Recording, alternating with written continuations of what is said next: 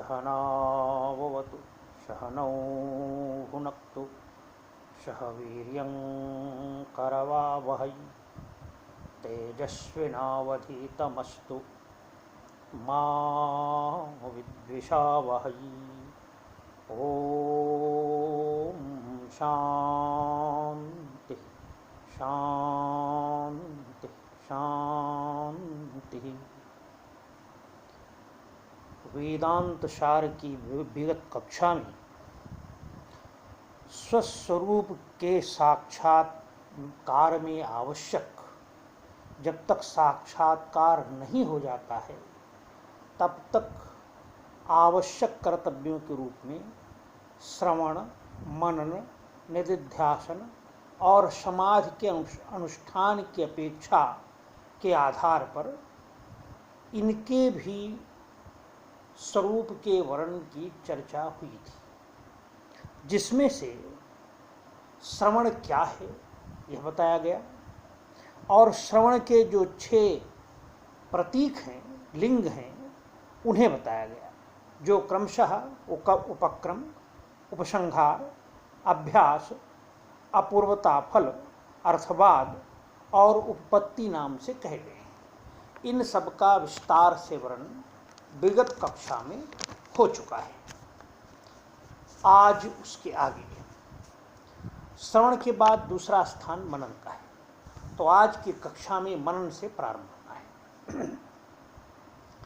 जैसा कि वेदांत सार की पंक्तियों में है अक्षरशः उस क्रम से, मननम तु श्रुतस्य अद्वितीय वस्तुनो वेदांतानुगुणयुक्तिभिः अनवरतम अनुचिंतनम। कह रहे हैं जो मनन है वह जो सुनी गई गुरु परंपरा से, शास्त्रों से जो श्रवण किया गया, उस श्रुत अद्वितीय वस्तु का वेदांत के अनुरूप युक्तियों के द्वारा अनवरत अनुचिंतन ही मनन कहा जाता है। उस पर विचार करना, मंथन करना, विमर्श करना, उसका नाम मनन है। विजातीय देहादि प्रत्यय रहितात् अद्वितीय वस्तु सजातीय प्रत्यय प्रवाहो निधिध्यासन का श्रवण के बाद मनन होगा, मनन के बाद निधिध्यासन बता रहे हैं। करें विजातीय देहादि प्रत्यय रहित अद्वितीय वस्तु सजातीय प्रत्यय प्रवाह निधिध्यासनम। विजातीय जो स्वरूप के अनुरूप नहीं है, जिनको हम अपना नासमझी से स्वरूप मानते हैं, उसका वर्णन दिया देह आदि। जैसे शरीर को ही व्यक्ति मैं मान लेता है, ये शरीर मैं नहीं, शरीर मेरा है, तो जो मेरा है वो मैं नहीं है हूँ। इस प्रकार के चिंतन के द्वारा जो विजातीय देहादि प्रत्यय हैं उनसे रहित जो अद्वितीय वस्तु प्रत्यगात्मा, उस अद्वितीय वस्तु जो उसके जो सजातीय प्रत्यय हैं, अस्तित्व, चैतन्य, जो चेतना का स्वामी मैं करके होता है, जो शरीर नहीं है, बुद्धि नहीं है, मन नहीं है, ऐसी जो अद्वितीय वस्तु, उस प्रत्यय के प्रवाह का, जो उस प्रत्यय का प्रवाहित, उसका निरंतर मनन होना, उसका प्रवाह चलना, अंतः अनुसंधान होना, इस अंतः अनुसंधान को यहाँ निधिध्यासन कहा गया है। एक तरह से उस स्वरूप का ध्यान ही है। करें समाधि, उस निधिध्यासन के बाद श्रवण, मनन, निधिध्यासन, और निधिध्यासन जिससे ध्यान के बाद समाधि होती है, तो निधिध्यासन ध्यान ही है, स्वरूप का ध्यान, अस्मिता का ध्यान। और उस ध्यान से समाधि होती है। समाधि 2 प्रकार की है। कारण समाधि द्विविधा, सविकल्पको निर्विकल्पकश्चेत। समाधि 2 प्रकार की है, सविकल्पक और निर्विकल्पक। नाम से ही अर्थ स्पष्ट है। जिसमें विकल्प है वह सविकल्प, और जिसमें विकल्प नहीं रह जाता है वो निर्विकल्पक। अब उसी को स्पष्ट कर रहे हैं। तत्र सविकल्पको नाम ज्ञात ज्ञानादि विकल्प लग्न अनपेक्षया द्वितीय वस्तुनि तदाकाराकारितायाश्चित्तवृत्तेरवस्थानम। कहा उस जो निदिध्यासन हो रहा है, उस निदिध्यासन के क्रम से जो समाधि होती है, उस समाधि के में दो रूप हैं, सविकल्पक और निर्विकल्पक। उसमें जो सविकल्पक समाधि है उसके लिए बता रहे हैं कि जिसमें ज्ञाता ज्ञान ज्ञेय आदि विकल्प लगे हुए रहते हैं, उनके हटाने की बिना अपेक्षा की या उनको लगाने की भी कोई अपेक्षा नहीं है, तो उन दोनों की अपेक्षा से रहित होकर अद्वितीय वस्तु जो शुद्ध प्रत्येक आत्मा है, चैतन्य है, उसमें चित्त का लगना, तदा चित्त की वृत्ति का तदाकाराकारित होना, शुद्ध चैतन्य जिसको तत्त्वमसि अहम ब्रह्मास्मि आदि शब्दों से पहले बताया गया है, उस शुद्ध चैतन्य विराट परमानंद रूप सब जगह सर्वगत जो है, उसके आकार में उसमें ही चित्त को लगाना। तो तदाकाराकारित चित्तवृत्ति का उसमें अवस्थित होना, इसका नाम सविकल्पक समाधि है। का उससे क्या होगा? सविकल्पक समाधि से क्या होगा? तो कहें तदा मृणमय गजादिभाने अपि मृद्भानवत् द्वैत भाने अपि अद्वैतम वस्तु भासते।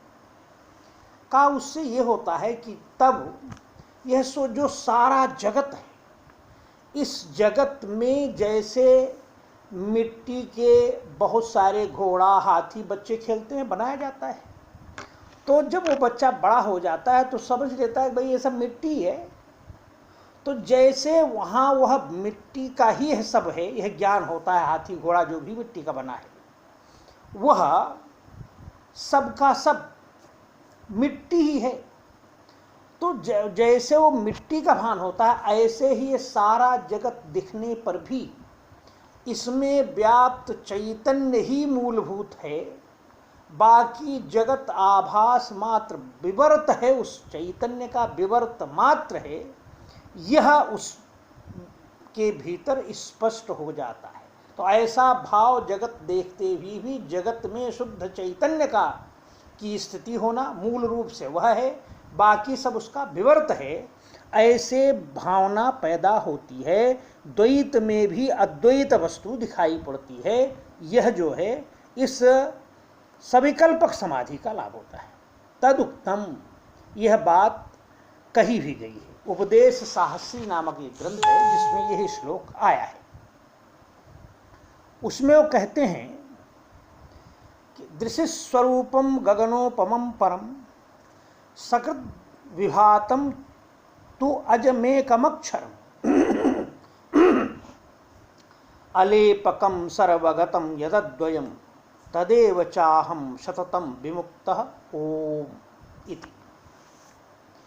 कहा दृश्य स्वरूपम गगनो परम परम, यह जो दिखाई पड़ रहा है स्वरूप, आकाश के समान जो पर ब्रह्म है, परम है, जैसे सारा कुछ आकाश के भीतर है, ऐसे उस परम ब्रह्म में ही यह सारा का सारा जगत है। सकृत विभातम तो अजमेकम अक्षरम, जो एक बार प्रकाशित हो जाए और जिसका प्रकाश प्रकाशित होने पर फिर नहीं जाता है, एक बार झटक प्रकाशित हुआ और फिर बना रहा, उसको सकृत विभात कहते हैं। तो ऐसा जो अजन्मा, एक अविनाशी, कहीं लिप्त न रहने वाला सर्वगत अद्वय ब्रह्म है, वही मैं हूँ। यह निरंतर भाव बना रहना, जगत में रहते हुए भी, जगत को देखते हुए भी ऐसा भाव बनना, यही जो है यह सविकल्पक समाधि का फल है। ये इन्होंने यहाँ बताया है। अब आगे, अब निर्विकल्पक समाधि बताएंगे। निर्विकल्पकस्तु ज्ञात ज्ञानादि विकल्प लयापेक्षया द्वितीय वस्तुनि तदाकाराकारितायाश्चित्तवृत्तेः अतितराम एकी भावेन अवस्थानम। कहा जो निर्विकल्पक समाधि है वह ज्ञाता ज्ञान ज्ञेय आदि जो विकल्प हैं वह सारे विकल्प जो है अपने में जहाँ विलीन हो जाते हैं, अद्वितीय वस्तु में ही, अद्वितीय जो वस्तु है, सर्वगत सर्वत्र आनंद रूप सच्चिदानंदमय जो ब्रह्म है, उस अद्वितीय वस्तु के आकाराकारित तदाकाराकारित चित्तवृत्ति जब होती है, अतितराम एक ही भावे, कहीं अन्य कुछ भी ध्यान नहीं रहता है, केवल तदाकाराकारित चित्तवृत्ति, शुद्ध चैतन्य के आकार से आकारित जो चित्त की वृत्ति होती है, वह जो चित्त की ऐसी वृत्ति की अवस्था है जिसमें सारे ज्ञाता ज्ञान ज्ञेय आदि के भेद विलीन हो जाते हैं और केवल शुद्ध चैतन्याकाराकारित चित्त की वृत्ति होती है, उस स्थिति में होने को निर्विकल्पक समाधि कहते हैं। कहा उस निर्विकल्पक समाधि से क्या होगा? तदा तु जलाकाराकारित लवणान अवभाषेन जलमात्र अवभासवद अद्वितीय वस्तुआकाराकारित चित्तवृत्त्यनवभासेन अद्वितीय वस्तु मात्रम अवभाषते। करें तदा तु जलाकाराकारित लवण अनवभाषेन, कहा जैसे सागर का जल है, तो जब चित्त की वृत्ति उस सच्चिदानंद ब्रह्म सर्वगत सर्वव्यापी में तदाकाराकारित होती है, उसमें उधर लगी होती है, तो कहा उस समय जैसे समुद्र के देखने पर जल ही दिखता है, वहाँ लवण का अवभास नहीं होता, भले उसमें लवण है लेकिन वो लवण का कहीं अवभास वो कहीं दिखाई नहीं देता, दिखता जल है।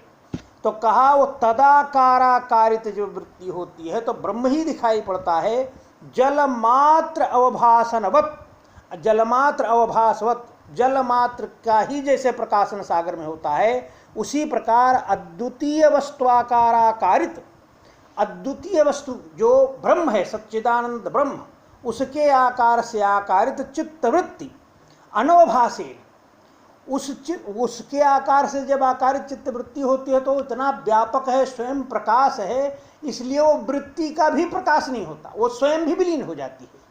तो चित्तवृत्ति अनवभासेन अद्वितीय वस्तु मात्रम अवभाषते, वह अद्वितीय वस्तु सच्चिदानंद ब्रह्म ही अवभाषित होता है, अन्य सब कुछ विलीन हो जाता है, यहाँ तक कि वो चित्तवृत्ति भी विलीन हो जाती है, वही केवल सच्चिदानंद ब्रह्म ही अवभाषित होता है। ततश्चास्य सुसुप्तेश्चा भेदा शंका न भवति। कहा ततश्चा अस्य सुसुप्तेश्चा भेदा शंका न होती। कहा ये जो निर्विकल्पक समाधि है, इसके साथ सुसुप्ति के जैसा ही व्यवहार होता तो उसका निषेध कर रहे हैं कि ऐसा होने पर इसमें सुसुप्ति से अभेद की आशंका नहीं होती, क्योंकि तदाकाराकारित चित्तवृत्ति होने पर वह सच्चिदानंद के आकार से आकारित होती है, अन्य सारी वस्तुओं का विलय होता है। लेकिन सुसुप्ति में चित्तवृत्ति तो विलीन होती है, अन्य चीजें भी विलीन होती हैं, लेकिन कोई अन्य आकार भी नहीं होता है। यहाँ सच्चिदानंदाकाराकारित चित्तवृत्ति होती है, यह विशेष है, इसलिए यही सुसुप्ति से और निर्विकल्पक समाधि से अंतर है। उभयत्र वृत्त्यभाने समाने अपि तत्सद्भाव असद्भाव मात्रेण अनयोर भेदोपपत्तेः।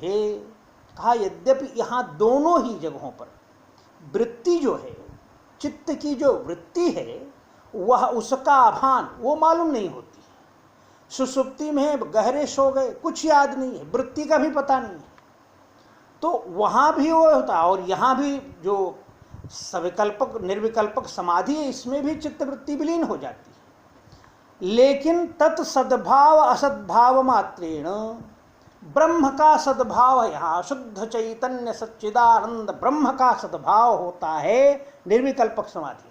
जबकि जो सुसुप्ति है उसमें सब विलीन होता है, कोई भान नहीं होता है। ये दोनों में अंतर है। यहाँ शुद्ध चैतन्य का प्रकाश रहता है, वृत्ति गायब हो जाती है, और वहाँ वृत्ति गायब हो जाती है, जड़ता होती है। यह दोनों का अंतर है। तो यह इससे इन दोनों का अंतर सिद्ध होता है। अब प्रश्न यह होता है, अब ये विषय आया कि समाधि, योग ही योग सूत्र में योग को ही समाधि कहा गया है। योगश्चित्तवृत्ति निरोधा, जब चित्त की वृत्तियों का निरोध हो जाता है, सारी चित्त की वृत्तियां रुक जाती हैं, तदा द्रष्टु स्वरूपे अवस्थानम, तब दृष्टा का स्वरूप जो सच्चिदानंद ब्रह्म है यहाँ वेदांत में, उसमें स्थिति हो जाती है। तो उस स्थिति का नाम ही यहाँ निर्विकल्पक समाधि है। युज समाधौ धातु से ही योग शब्द बनता है। तो योग जो है, योग समाधि ही है। अब इस समाधि, इस योग रूप समाधि के जो अंग हैं, जैसे योग सूत्र में हैं, लगभग उसी प्रकार से वैसे ही वेदांत सार में सभी स्वीकार किए गए हैं। माने वेदांत दर्शन भी योग सूत्र के साधन पक्षों को यथावत स्वीकार करता है, जिसका ये वर्णन है। अस्यांगानि, इस समाधि रूप योग के जो अंग हैं, यम नियम आसन प्राणायाम प्रत्याहार धारणा ध्यान समाधया, कहा इस समाधि रूप जो योग के अंग हैं वह यम नियम आसन प्राणायाम प्रत्याहार धारणा ध्यान और समाधि, 8 अंग हैं। योग सूत्र में इनको 8 अंगों का अष्टावंगानी लिखा है। यहाँ अंगानी न लिखने पर भी 8 का नाम स्पष्ट रूप से कहा गया। अब कह रहे हैं कि यम क्या है वो बता रहे हैं। तत्र अहिंसा सत्य आस्तेय ब्रह्मचर्य अपरिग्रहा यमा, कहा किसी भी प्राणी की हिंसा न करना, हिंसा का भाव न होना, किसी को दुख देने की भावना का उदय ही न होना, ये अहिंसा है। सत्य, सत्य जीवन में जीना, सत्य में होना, सत्य व्यवहार करना। और आस्तेय, चौर्य का भाव न होना, चोरी न करना और न उसकी भीतर भावना होना। ब्रह्मचर्य, ब्रह्म माने ज्ञान, ज्ञान की चर्या करना, ज्ञान का चिंतन करना, स्वरूप का चिंतन करना। तो ब्रह्मचर्य। अपरिग्रह, संग्रह का भाव न होना। और ये अपरिग्रह, ये जो 5 हैं, इनका नाम यम है। शौच संतोष तपः स्वाध्याय ईश्वर प्रणिधानानि नियमा, यम बताया। यम जो है जीवन में किस तरह से ये चीजें होनी चाहिए, और नियम जो रोज करना चाहिए।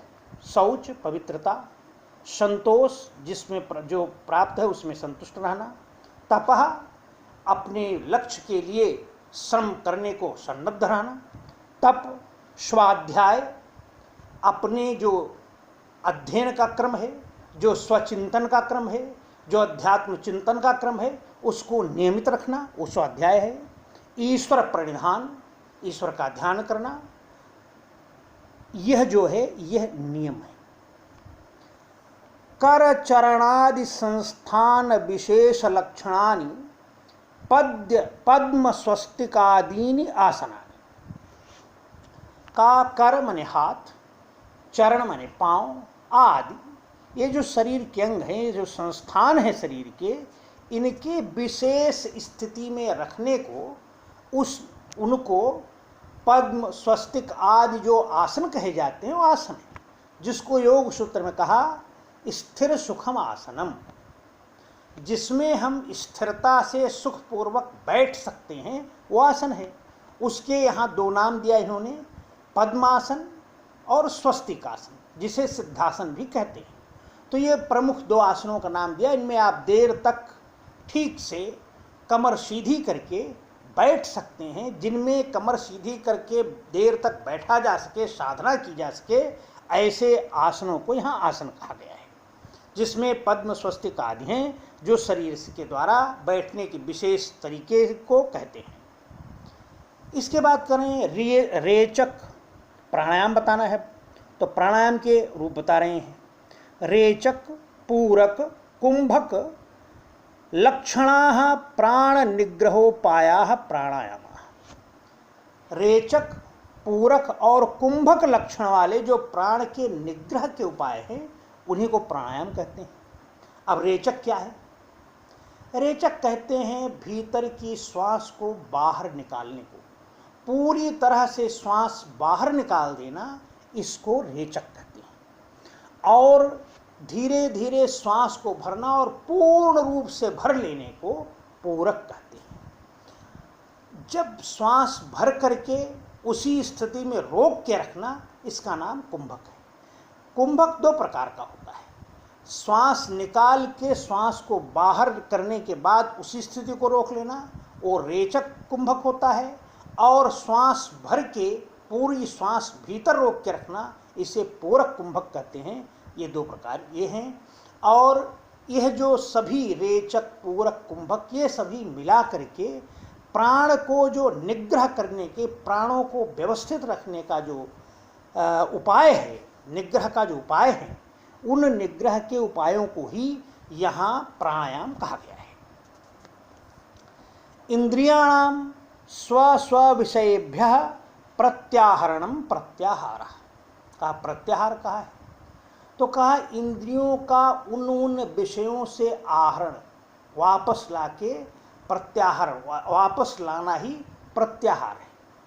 और योग में कहा कि वो इंद्रियों को उन उन विषयों से वापस लाके एक जगह, प्रत्येक तान, वहाँ जो एक जगह लगाना है, वो एक उसमें बांधना है, उसको उन्होंने प्रत्याहार कहा है। तो प्रत्याहार बाहर सब जगहों से जब इंद्रियां रुक कर आएंगी तभी किसी एक जगह लगेंगी। तो वो दोनों बातें एक साथ पूरी हैं। पहले इंद्रियों को बाह्य विषयों से रोकना और फिर किसी एक केंद्र में, यहाँ तो एक केंद्र वही है द्वितीय ब्रह्म सच्चिदानंद ब्रह्म, तो उसमें केंद्रित करना। ये जो केंद्रित करना है एक जगह अन्य जगहों से ला करके, इसे यहाँ प्रत्याहार कहा गया है। तो प्रत्याहार है। फिर आगे कह रहे हैं कि प्रत्याहार के बाद अद्वितीय वस्तुनि अंतर इंद्रिय धारणम धारणा। का अब जो अद्वितीय वस्तु है, ब्रह्म सच्चिदानंद ब्रह्म, वह स्वस्वरूप है, अपना अस्तित्व ही है, अस्मिता है। तो करें उस अद्वितीय वस्तु में अंतः इंद्रिय धारणम। अंतः इंद्रिय माने अंतःकरण रूप इंद्रिया, मन बुद्धि चित्त अहंकार, वो भी तीनों जो एक हो जाती हैं। बाह्य इंद्रियां भी उनके साथ एकीभूत हो जाती हैं। और वह केवल शुद्ध चैतन्य में जो अस्मिता है, अस्तित्व है, सच्चिदानंद ब्रह्म का जहाँ प्रकाश है, उसमें ही उस चित्त को लगाना, यह जो वहाँ उसमें धारण करना है, इंद्रियों का वहाँ लगाना है, उसको धारणा कहा। तत्र अद्वितीय वस्तुनि विच्छिद्य विच्छिद्य अंतः इंद्रिय वृत्ति प्रवाहो ध्यानम। कहा वह जो स्वस्वरूप है, जो स्व का प्रकाश है चेतना का, उस स्व प्रकाश में सारी इंद्रियों, मन बुद्धि चित्त अहंकार, सब चित्त को चित्तवृत्ति के रूप में सबका ग्रहण हो गया। वो सब एकत्र होके जब उसमें लगते हैं और धीरे धीरे वह जो चित्त का प्रवाह है वो स्वचेतन में प्रवाहित होना शुरू होता है। तो बीच बीच में रुकावट भी आती है, लेकिन बार बार उसमें लगाने से उसमें प्रवाह होता है। तो स्वचेतन में उस अंतःकरण का लग जाना, उसमें प्रवाहित होना, वह जो प्रवाह, उसी को इन्होंने कहा कि यह प्रवाह ही ध्यान है। ये जो ध्यान है समाधिस्तुक्तः सविकल्पकः एव। का इस ध्यान का जब तारतम्य, एकाग्रता पूर्ण रूप से निरंतर तैल धारावत चल पड़ेगा, निरंतर उसमें आ जाएगा, तो समाधि हो गई। और पहले वह सविकल्पक है, जब उसमें सारे विकल्प समाप्त हो जाते हैं तो वह समाधि निर्विकल्पक समाधि हो जाती है। आज इतना ही। ओम पूर्णमदः पूर्णमिदं पूर्णात् पूर्णमुदच्यते पूर्णस्य पूर्णमादाय पूर्णमेवावशिष्यते। ओम शांति शांति शांति।